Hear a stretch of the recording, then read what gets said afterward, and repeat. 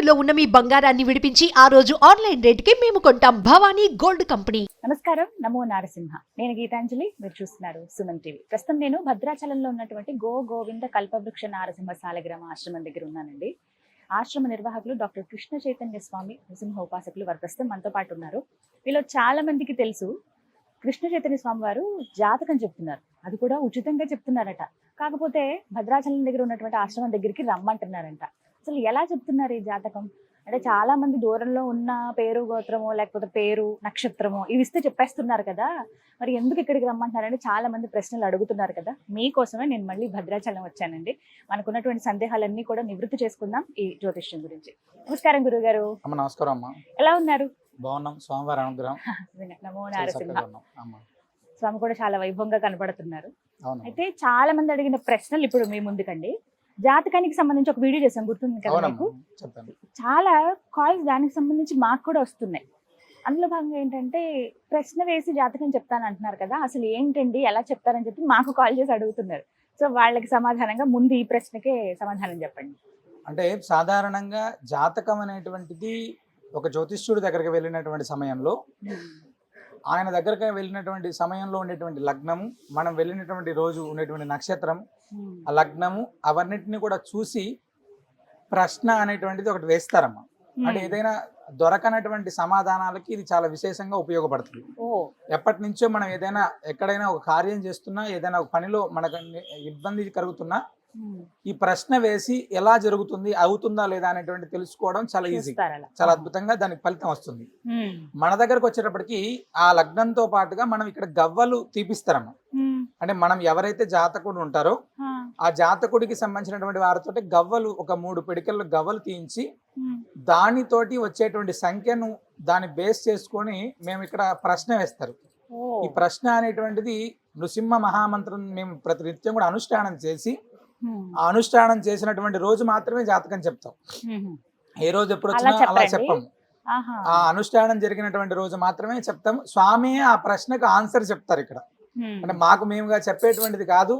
స్వామి అనుష్ఠానం మేము ఏదైతే చేస్తామో ఆ వాక్కుని భగవంతుడు ఇవ్వాలి, ఆ వాక్కు ద్వారానే మనం చెప్పాలి. అది ఇప్పటిదాకా మేము చేస్తున్నటువంటి 15 సంవత్సరాల నుంచి కూడా ఇలానే చేస్తున్నాం, ఇలానే చెప్తున్నాం అమ్మా. అవునా? 15 ఏళ్ళ నుంచి 15 ఏళ్ళ నుంచి చెప్తున్నాం. అయితే ప్రధానంగా అందరూ అడిగేది ఏంటంటే, ఇప్పుడు సాధారణంగా కొంతమంది ఉన్నారండి, చాలా మంది జ్యోతిష్యం చెప్తూ ఉన్నారు. ఫోన్ లో వాళ్ళ పేరు అడుగుతారు, పుట్టిన సమయం అడుగుతారు, పుట్టిన ప్రాంతం అడుగుతారు, తెలిస్తే నక్షత్రం అడుగుతున్నారు, రాశి, ఇవి అడుగుతారు. ఒకవేళ అవేవి తెలియకపోతే ఫోన్లో ఇలా అండి వాళ్ళు ఏవో కొన్ని క్వశ్చన్స్ అడుగుతుంటారు, దాన్ని బట్టి చెప్పేస్తారు. కానీ మీరేమో ఆశ్రమానికి రండి, మీ ఎదురుగుండనే ఇదంతా జరుగుతుంది, మీ చేతులతో మేమే గవ్వలు తీపిస్తామని చెప్తూ ఉన్నారు కదా, ఎందుకని? అంటే సాధారణంగా ఇక్కడ రెండు మనం ఆలోచించాలమ్మా. జ్యోతిష్యం అనేటువంటిది ఒక శాస్త్రం, అది తెలుసుకోవాలి, ఖచ్చితంగా మన జీవనం మారాలి, జీవితం మారాలి అనుకునేటువంటి వాడు మాత్రమే రమ్మని చెప్తున్నాం మేము. ఒక ఫస్ట్ సరదా కోసం జాతకం తెలుసుకోవడం అనేటువంటిది ప్రధానమైనటువంటి తప్పు. పరీక్షలు పెట్టడానికో లేకపోతే ఇంకొకటో ఇది కాదు. రెండోది, డాక్టర్ దగ్గరికి వెళ్ళి మనం వ్యాధి అనేటువంటిది చూపించుకొని ఉన్నప్పుడు ఆ వ్యాధికి సంబంధించినటువంటి ఏదైనా వైద్య పరీక్షలు చేయాలంటే మనం వెళ్తున్నామా, మన ఇంటికి ఆ వ్యాధికి సంబంధించినటువంటి పరీక్షా కేంద్రాలన్నీ మన ఇంటికి వస్తున్నాయా అనేటువంటి తెలుసుకోవాలి.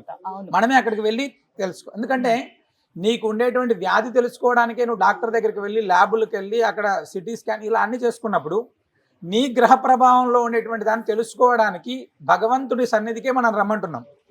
ఇక్కడ గోశాలలో అడుగు పెడితేనే నీ యొక్క సగం పాపం పోతుంది. ఫస్ట్ మనం ఏదైతే కర్మ ప్రభావం అనుభవిస్తున్నామో, ఇక్కడ గోశాల స్వామి కల్పవృక్ష నరసింహ స్వామి వారి సన్నిధికి వచ్చి స్వామిని దర్శనం చేసుకొని ఇక్కడ ఒక దీపం, కనీసం ఒక దీపం పెట్టి స్వామి వారికి ముడుపు కట్టి ప్రదక్షిణ చేస్తేనే నీకు ఉండేటువంటి సగ గ్రహ ప్రభావాలు అక్కడే పోతాయి. రెండవది, మనం చేసేటువంటి ప్రశ్న, వాడికి చెప్పేటువంటి చిన్న పరిహారం, వాటి ద్వారా చాలా అద్భుతమైనటువంటి మార్పును చూడొచ్చమ్మా. అంటే మేము ప్రధానంగా నమ్మేటువంటిది ఏంటంటే, జ్యోతిష్యం అనేటువంటిది నిజంగా తెలుసుకోవాలి, నీ జీవనం అనేటువంటిది ఖచ్చితంగా మార్పు చెందాలి అనుకునేటువంటి వాళ్ళు ఖచ్చితంగా వచ్చి చెప్పించుకొని వెళ్తున్నారు చాలా మంది అమ్మ. చాలా మంది సరదాగా ఫోన్ లో, అంటే వీళ్ళు ఎలా చెప్తారు వాళ్ళు ఎలా చెప్తారు అని తెలుసుకోవడానికి ఫోన్ చేసేటువంటి వాళ్ళ సంఖ్య ఎక్కువగానే ఉంటుంది. కానీ అలాంటి వాళ్ళందరూ కూడా సరదాగా చేసేటువంటి పని అమ్మ. ఆ సరదాగా చేసేటువంటి పనుల వల్లనే ఈరోజు జ్యోతిష్యం అనేటువంటి దానిపైన నమ్మకం లేకుండా పోతున్నాం. మనం నిన్నటి రోజు గమనిస్తే అంటే చంద్రుడు, శుక్రుడు, శని ఒకే లగ్నంలో ఉన్నారు అనేటువంటి దాన్ని ఒక చిన్న వీడియో మేము కూడా పెట్టాం. మనం అక్కడ ఖగోళంలో ఉండేటువంటి అద్భుతాన్ని కూడా మనం చూపించాం ఎలా ఉంటుంది. అంటే జ్యోతిష్యం అనేటువంటిది అంత పరమ ప్రామాణికమైనది అయినప్పుడు మనం తెలుసుకోవాలన్నప్పుడు కూడా అంతే నిబద్ధతగా ఉండాలి అనేటువంటిది మేము బాగా నమ్ముతాం. అది ఇక్కడికి రమ్మని చెప్పడానికి కారణం అయితే అది అంటున్నారు. అవునమ్మా. ఎంత ఖర్చు అవుతుంది వీటికి అంటే ఉచితం అంటున్నారు కానీ అక్కడికి వస్తే ఏమైనా డబ్బులు అవుతాయా అని అది కూడా చెప్పాము, లాస్ట్ వీడియోలో కూడా చెప్పాము. జ్యోతిష్యం అనేటువంటిది ఇప్పటిదాకా ఫస్ట్ నుంచి ఈ రోజు దాకా పూర్తిగా ఖచ్చితంగా ఉచితం. అంటే దానికి 1000, 2000, 3000 ఎలాంటి డబ్బులు ఉండవు. ఆ జాతకం అనేటువంటిది ఉచితంగా చెప్తున్నారంటే ఏదో పెద్ద మోసం అని అనుకునేటువంటి వాళ్ళందరికీ కూడా మేము చెప్పేది ఏంటంటే జ్యోతిష్యం అనేటువంటి దానికి ఎలాంటి డబ్బు తీసుకోరు. మళ్ళీ మళ్ళీ చెప్తున్న విషయం, మేము గవ్వలు ఒకటి తీపిస్తాం. ఆ గవ్వలు అనేటువంటి దానికి మాత్రమే అది కూడా ఆ గవ్వలు ఇక్కడ తీసి ఇస్తే వాళ్ళు ఇచ్చినటువంటి ద్రవ్యం ఏదైతే ఉంటుందో ఆ ద్రవ్యం తోటి గోమాతలకు ఆహారాన్ని ఏర్పాటు చేస్తాం.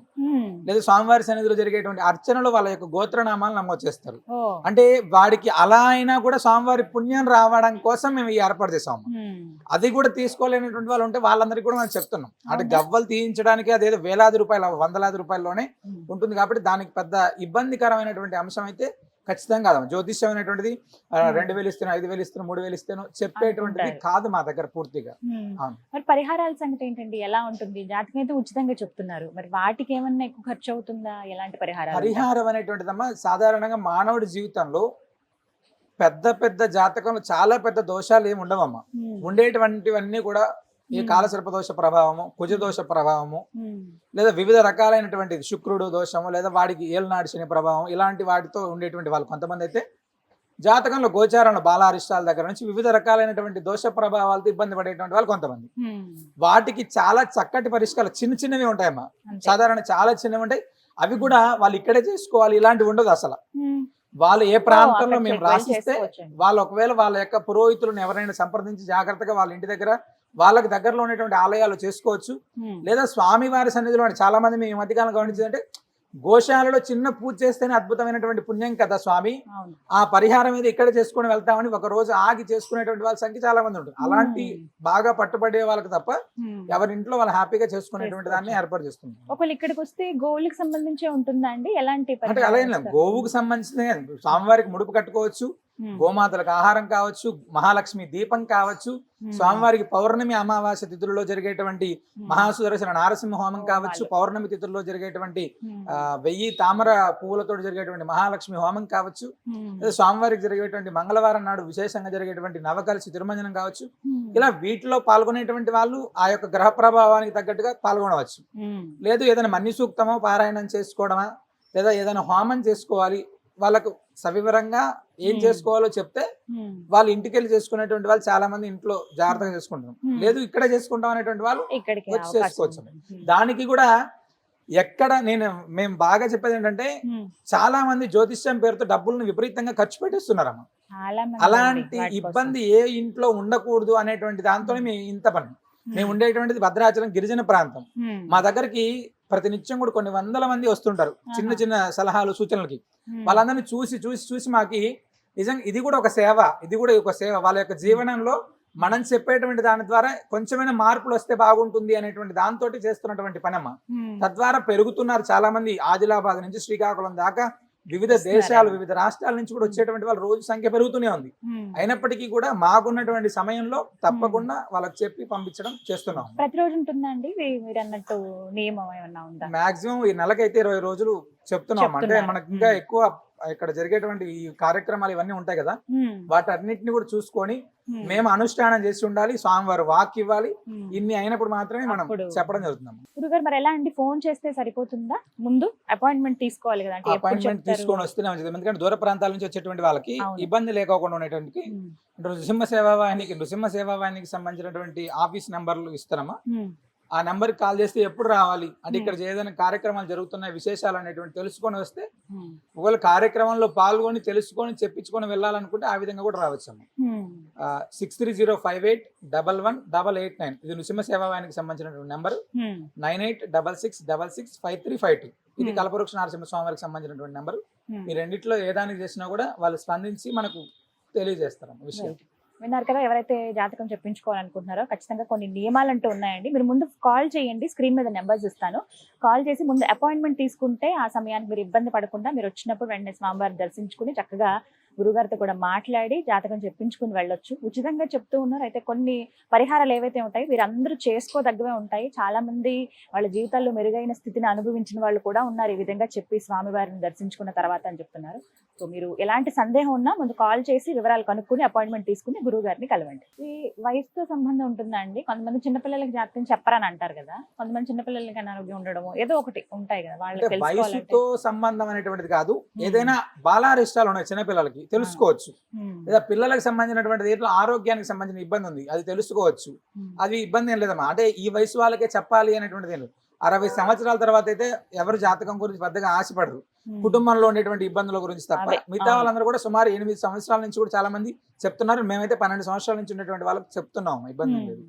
చాలా మంది చిన్న పిల్లలకు ఎందుకు చూపించుకుంటున్నారంటే ప్రస్తుతం చాలా మంది పిల్లల్లో మాటలు రాక ఇబ్బంది పడుతున్నటువంటి వాళ్ళు కొంతమంది. తర్వాత ఆటిజం అనేటువంటి దాంతో ఇబ్బంది పడి బాగా విపరీతంగా చాలా ఖర్చులు పెట్టుతున్నటువంటి వాళ్ళు కొంతమంది. అదే విధంగా సంతానం లేక ఇబ్బంది పడుతున్నటువంటి వాళ్ళు కొన్ని వేల లక్షల మంది. భార్యాభర్తల అన్యోన్యతకు ఇబ్బంది పడుతున్నటువంటి వాళ్ళు చాలా ఎక్కువ మంది. అంటే వీటన్నిటికీ కూడా చాలా చక్కటి పరిష్కారాలు చిన్న చిన్నవి. అంటే వాళ్ళు సొంతంగా చేసుకుంటే ఇంత అద్భుతంగా ఉంటుందా మా జీవితంలో మార్పు? మేము చాలా మంది చూసామమ్మా. మా దగ్గరకు వచ్చి స్టార్ట్ చేయగానే వాళ్ళు చెప్పే ఫస్ట్ మాట, 100 చోట్ల తిరిగామండి, మా జీవితాలు చాలా ఇబ్బందికరంగా ఉన్నాయి, ఇక్కడికైనా వస్తే స్వామివారి అనుగ్రహం చేత ఏదైనా బాగుపడుతుందా అని చెప్పేటువంటి వాళ్ళు కొన్ని వందల రోజు వింటుంటామమ్మా. కాబట్టి స్వామిని ఇక్కడ ఆరతితో ప్రార్థన చేసి ముడుపు కట్టి ప్రదక్షిణ చేసి ఆ యొక్క ప్రశ్న వేయించుకొని వెళ్తే ఆ మార్పు అనేటువంటిది ఖచ్చితంగా నీ జీవితంలో చూస్తారు. ఇందులో ఎటువంటి సందేహం లేదు. చాలా మంది ఇప్పుడు అనుభవించారు, అది తెలిసింది వాళ్ళకి కూడా. చాలా మంది చెప్తారు, అందుకే ఫోన్లు కూడా అవే వచ్చాయండి, వెళ్దాం అనుకుంటున్నాము అక్కడికే వెళ్ళాలా అని. వాళ్ళందరి కోసమే ఈ వీడియో. చాలా వరకు సందేహాలు కూడా నివృత్తి అయ్యాయి. ధన్యవాదాలు గురుగారు, నమస్కారం.